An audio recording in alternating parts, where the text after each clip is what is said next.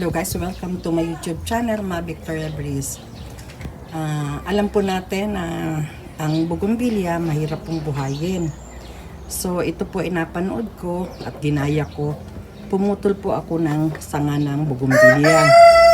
Pagkatapos po nilagay ko sa plastic. Parang tinatawag nilang ICU daw yung bougainvillea. So ngayon, after I think 2 weeks, yung iba nalagas ang mga dahon, pero merong napalit na mga maliliit na dahon. So eto pa yung hindi ko naililipat sa paso.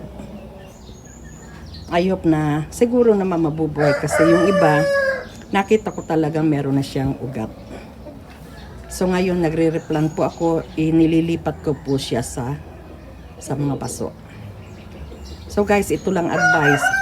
Sundin nyo to kasi talagang mabubuhay siya. Dahil kung kukuha kayo na sanga, itutusok nyo lang, may posibilidad na maaaring mabuhay matagal, pero mas madali itong proseso na to.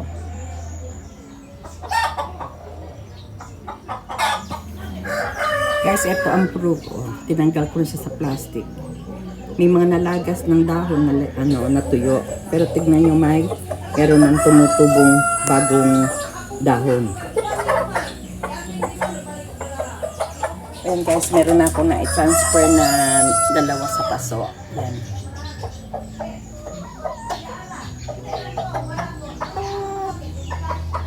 Lima lang kasi ang paso ko, kaya 5 lang muna ang malalagyan ko. Ito pa yung ibang paso na paglalagyan ko. Ayan. Galing din niya sa plastic na in-ICU ko. Ngayon, meron ng dahon. Hindi ko muna siya ilalagay sa init ng araw para kailangan niya munang dito sa malamig na lugar.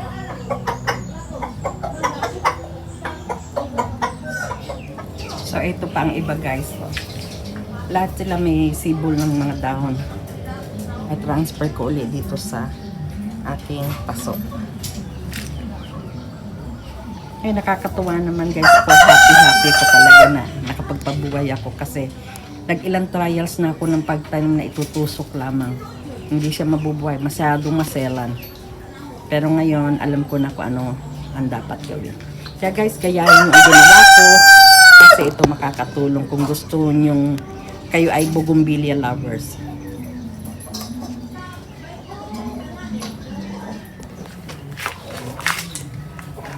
Ayan guys. Ayan guys, na-transfer ko na silang lahat.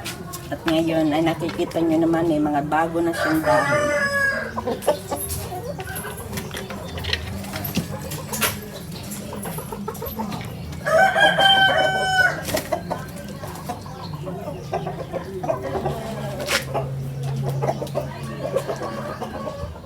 Ito guys, ang sinasabi ko na itinusok ko. Bagamat merong nabuhay, pero ang tagal na po niyan. Nabuhay siya. Merong buhay dito na may dahon na maliliit. Para hindi kasing dali nung ginawa kong paraan.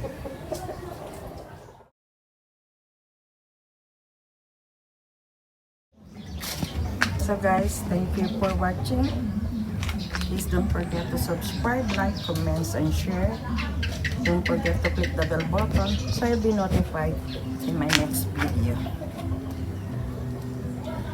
Thank you very much.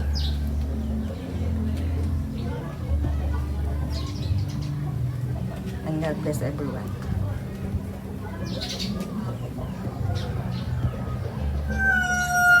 And there is still something left that I need to buy for a pot.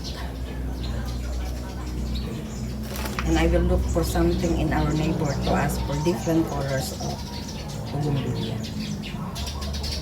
Thank you and bye-bye. Ito guys, itinusok ko lang pero napakatagal bago lumabas ang dahon, bagong dahon. Ito din, ewan ko lang kung mabubuhay ito. Samok may nice vegetable, seedlings of talong, And this one is chili.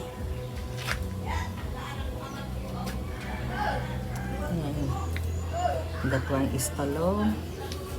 I try apple. Seedlings ng ano yung seed ng apple. Ewan ko kung mabubuhay. Trial lang. At ito, nagtanim ako. Bumili kami kahapon ng pomelo. Ang seed, tinanim ko. Hindi ko sure kung mabubuhay.